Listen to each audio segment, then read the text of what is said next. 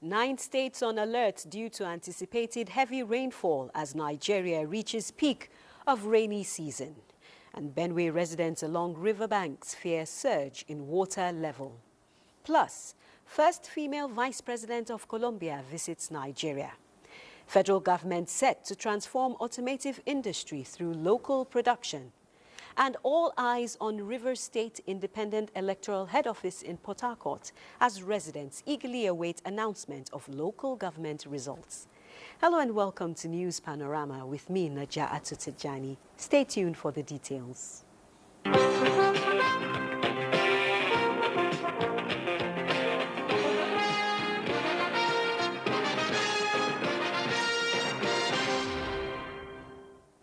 Residents in Port Harcourt await the full results of local government elections in the 23 local government areas of the state across 319 wards and 6,866 polling units. As of this morning, activities at the Rivers State Independent Electoral Head Office in Port Harcourt had not yet commenced. The election is taking place under emergency rule with Vice Admiral Ibokete Ibaz serving as sole administrator after the suspension of Governor Siminalayi Fubara and his deputy in March, following a political crisis involving Fubara and Federal Capital Territory Minister Nyesom Wike. Political watchers saying the outcome could shape Rivers' trajectory ahead of the 2027 governorship election. We'll now join Kingsley Amajiri live in Port Harcourt for more updates. Kingsley has been on ground all morning for this moment. Kingsley, what's the latest? I just would like to welcome you to Port Harcourt and keep you updated with what is happening here at the state head office of the Rivers State Independent Electoral Commission.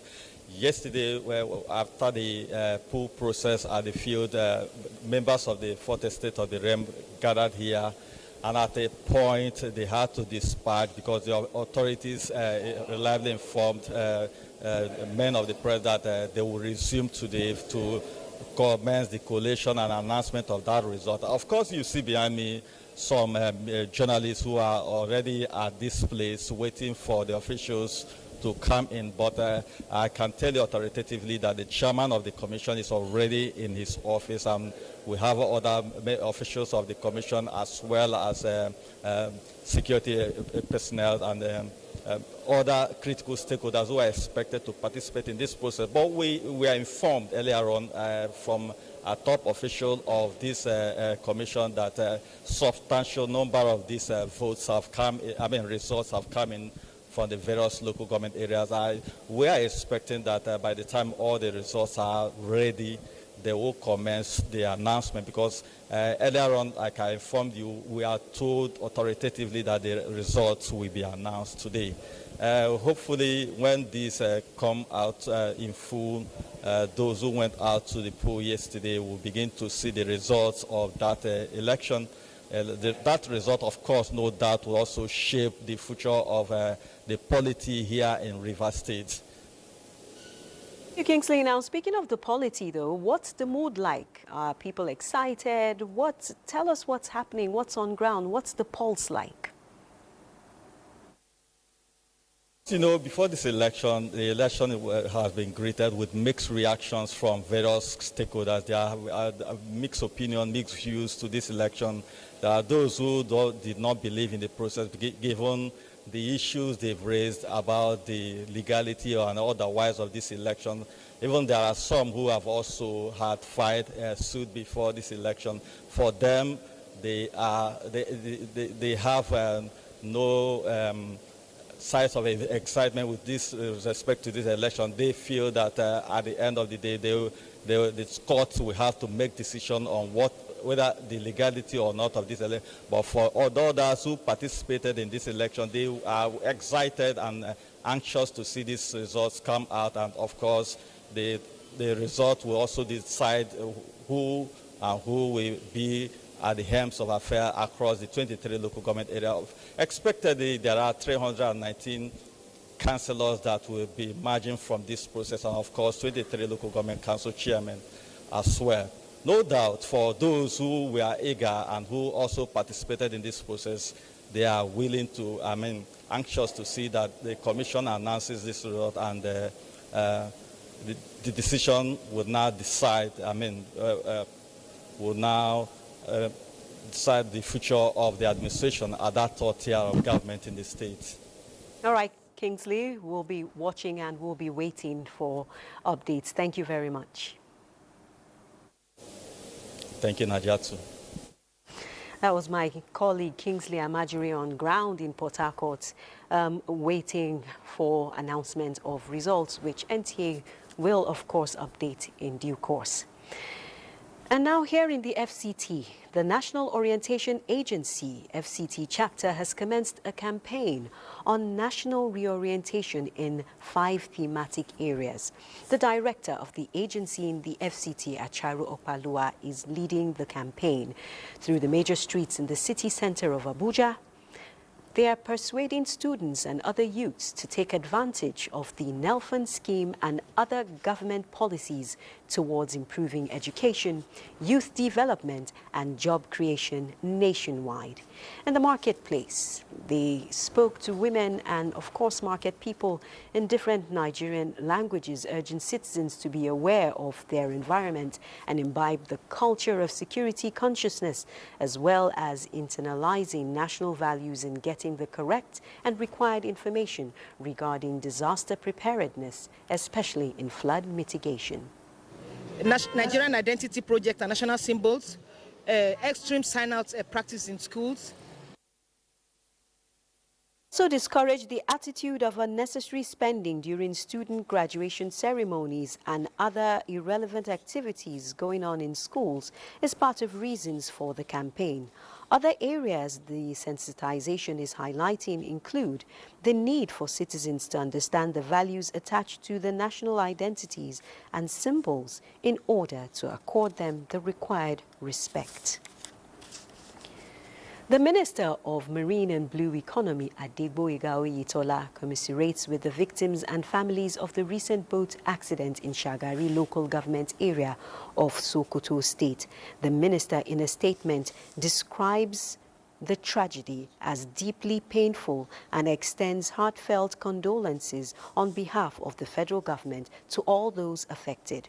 Reaffirming federal government's commitment to prioritizing waterway safety, the minister appeals to state governments to urgently complement these efforts by investing in modern, non-wooden boats for commercial operations in their states.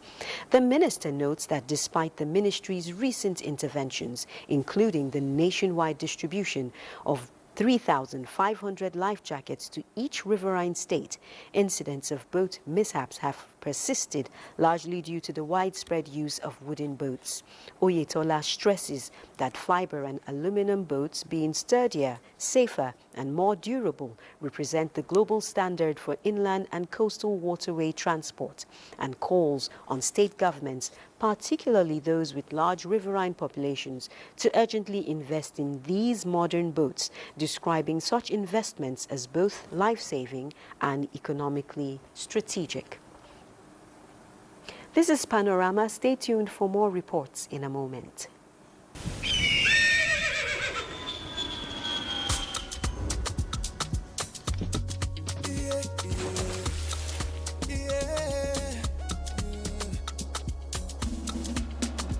From the Atlantic across the savannah to the Sahara, we rise, a land of the free, we know they tire. We dream great, our spirit is undying. Resilient, rooted like palm tree, we sway in colors, with undoubted demand. We bet solutions, we ignite passion, yeah. Ethnicity is unique, we are more than just a nation. We are Nigeria, strengthening unity, we know they carry lives. Together live the dream of a land with great destiny. We are Nigeria. I am the real Nigerian. Brought to you by the National Orientation Agency, NOA.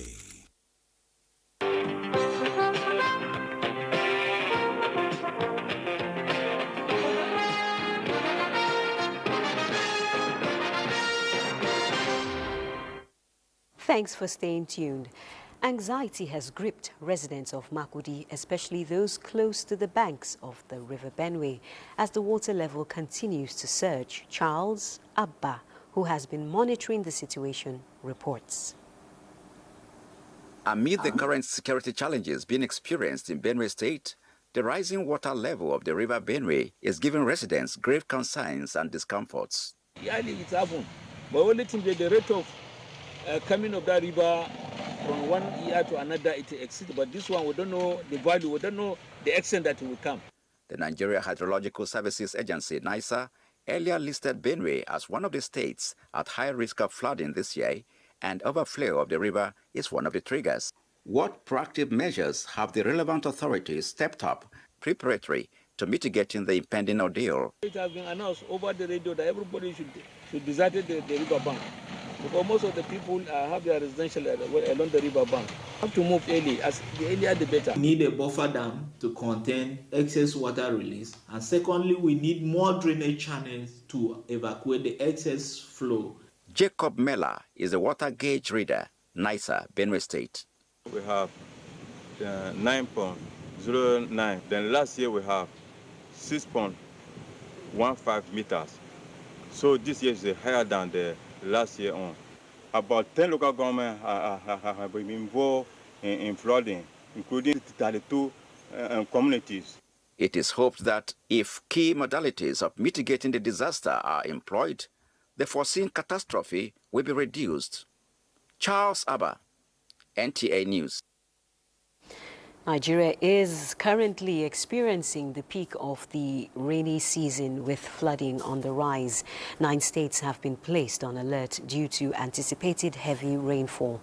Musa Baba Aliyu has the details. The sky and earth share a clear understanding. Nature has designed it so that when the sky releases rain, the earth absorbs most of it. However, when the downpour exceeds what the earth can absorb, flooding occurs. Investigations reveal that the amount of rainfall recorded across the country so far exceeded the earlier predictions by the Nigerian Meteorological Agency, NIMET. Currently, 25 states have experienced devastating floods affecting 272,890 people, with 230 lives lost. In the coming days, 9 states, mostly in the north, have been put on high alert. States listed include Sokoto and Zamfara, with Makera and Anka towns specifically flagged. High-risk locations also include Gwaram in Jigawa, Nafada in Gombe, Ngala in Borno, Sumaila in Kano, and Azari and Jama'ari in Bauchi State. In Adamawa, Mubi, Sheleng, and Abakumo were named, while Kaita, Bindawa, and Katsina town were listed for Katsina. Areas affected by the flooding in Taraba states include parts of Lau, Karimulamido, Gasol, and Ardo local government areas. Rice and maize farms, most of whom are located close to River Benue, were destroyed, while many houses in villages along the River Benue bank were also submerged. Yobe State also recorded a devastating flood in Patiskun, where more than 500 houses were damaged.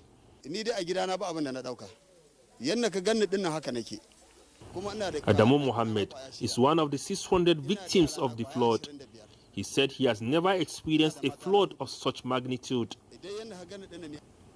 The Ministry of Environment issued a warning that with water level rising in the River Niger, communities along the floodplain from Jaba in Niger State to Lokoja in Kogi State should prepare for possible evacuation.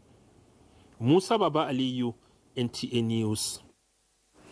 Talking transportation now, the federal government is taking significant steps to strengthen the automotive industry with the establishment of an automotive training center to enhance knowledge transfer towards promoting domestic vehicle production, with the Minister of State for Industry, John Eno, performing the groundbreaking and foundation laying ceremony of the National Automotive Design and Development Council Training Center at the University of Education and Entrepreneurship in Cross River State. Justina Etim reports.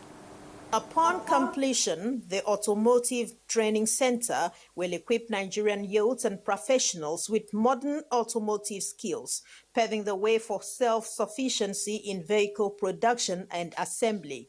Minister of State for Industry says the center will accelerate growth and development. For too long, our nation has grappled with consequences of unregulated automotive repair services, unsafe vehicles, unavoidable breakdowns and tragic road accidents.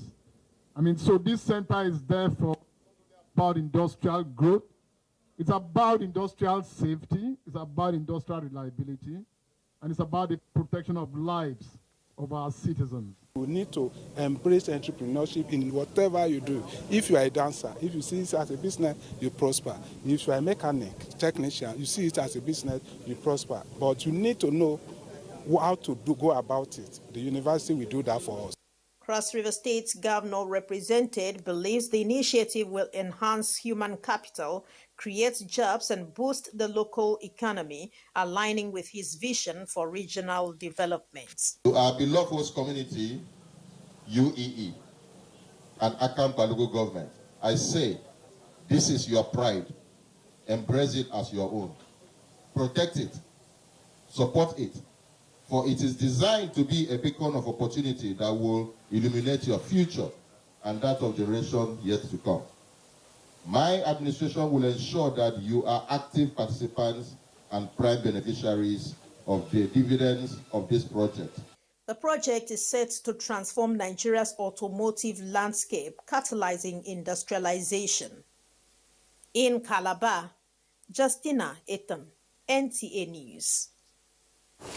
On the health scene, the National Center for Disease Control, NCDC, has operationalized the Nigeria Preparedness and Readiness Alert System, a predictive risk-based platform for decision-making, while conducting structured risk assessment in 8 vulnerable states, to inform subnational hazard profiles and achieve comprehensive donor alignment. Under the steady-handed leadership of President Bola Tinubu, the coordinating Minister of Health has unveiled this new strategy for a nation prepared to meet emerging health threats. The minister says under this strategy, the Nigeria Center for Disease Control will operate effectively within the sector-wide approach framework of the Federal Ministry of Health and Social Welfare. Infectious diseases can rapidly turn global. The federal government of Nigeria is working hard to prepare our national institutions and our health professionals and scientists. This informed our resolve to reposition the Nigeria Center for Disease Control, NCDC, to be a preeminent reference point on our continent and globally for disease surveillance, prevention, preparedness, and response. The leadership of our president has produced a number of important breakthroughs that promise to enable our country to most effectively prevent or respond to any new or recurrent public health emergencies. Apart from the provision of new disease surveillance and response infrastructure, more than 325 infection prevention and control focal persons from 95 tertiary hospitals and 214 secondary facilities nationwide are currently undergoing structured training to become certified IPC professionals, which serves as a major boost to Nigeria's health security workforce. To security now, the Nigerian Army has distributed fertilizers to farmers in Benue State to boost agricultural productivity and to ensure food security in the country. The Chief of Army Staff, Lieutenant General Olufemi Oluyede, who made the donation in Makurdi, says the gesture is to key into the present administration's drive of encouraging agriculture and fostering civil-military relations. Charles Abba reports. Benue State has continued to maintain the appellation food basket of the nation, considering its all-crop yielding land with comparative advantage over other states. Farmers who benefited from the distribution of the fertilizers by the Chief of Army Staff, Lieutenant General Olufemi Oluyede, are visibly excited over the gesture, saying it's the first of its kind, and thank the Chief of Army Staff for empathizing with the people of Benue in their trying moments. Representative of the Chief of Army Staff, Lieutenant Colonel Sunday Agwam explains the essence of the benevolence, saying the army is desirous of the people to be secured and go back to their farms. The distribution of the farm inputs cut across the 3 senatorial districts of Benue State. Charles Abba, NTA News. The Vice President of the Republic of Colombia, Francia Marquez, has arrived Nigeria on a 3-day official visit, accompanied by her husband and cabinet ministers. The Colombian Vice President was received at the Nnamdi Azikiwe International Airport, Abuja, by a federal government delegation. A key highlight of the visit includes the signing of Memoranda of Understanding in strategic areas of the economy, including women empowerment, trade, aviation, manufacturing, agriculture, among others. The visit will also feature a plenary session on the Nigeria-Colombia Business Forum and other side events. On the sports scene, Ikorodu City will face El Kanemi Warriors in a Matchday 2 fixture of the Nigeria Premier Football League. The clash will be beamed live on NTA under the league's renewed broadcast partnership with the Nigerian Television Authority. Here's Suleiman Musa with details. Debutants Newcastle All-Stars Football Club Abuja are still basking in the euphoria of their glory as champions of the 2025 All-Stars Veterans International Invitational Tournament in Abuja. Played at the main bowl of the Moshood Abiola National Stadium, the newcomers lifted the trophy for the very first time, edging past Karo All-Stars 3-2 on penalties after a thrilling contest. Chairman of the National Sports Commission, Shehu Diku, and Controller General of Customs, Bashir Adewale Adeniyi, who both featured in a novelty encounter between Team Diku and Team LOC, commended the tournament for meeting its goals of fostering friendship, unity, and stronger bonds among players. From what we have demonstrated here, even at the grassroots, you can be able to be creative. It's always fun to play in the midst of legends. These are people who applied their trade 30, 40 years ago, and they still show that they can, offer some tricks on the future play. I want to thank God for how far He has brought us. In the final, and today the rest is history. We are champions of this year's tournament. Elsewhere, football fans across Nigeria are in for a treat this Sunday as the Nigerian Premier Football League (NPFL) enters Match Day 2 with explosive features line up nationwide. The star attraction will see Ikorodu City host Federation Cup holders El Kanemi Warriors of Maiduguri in what promises to be an entertaining and engaging clash. The game will be live on NTA at 5:30 p.m. courtesy of a renewed partnership between the league organizers and Africa's largest television network. Other interesting fixtures are also lined up for this Sunday. Meanwhile, in Saturday's early kick-off, Bendel Insurance were held to a 1-1 draw by Shooting Stars. In another development, Match Day 3 of the English Premier League produced thrilling encounters on Saturday. Chelsea secured a comfortable 2-0 victory over Fulham, while Wolves fell 3-2 to Everton. Bournemouth ended Tottenham's unbeaten run with a narrow 1-0 win, and Manchester United is pressure on manager Ruben Amorim with a hard-fought 3-2 triumph over Burnley. Newcomers Sunderland also made headlines, grabbing a vital 3-point against Brentford. Attention now shifts to Sunday's fixtures. Brighton host Manchester City, Nottingham Forest take on West Ham, and at Anfield, Liverpool face Arsenal in the star match of the weekend. With sports update, Suleiman Musa, NTA News. Sports Update concludes News Panorama. I'm Najaa Atutijani. Thanks for watching.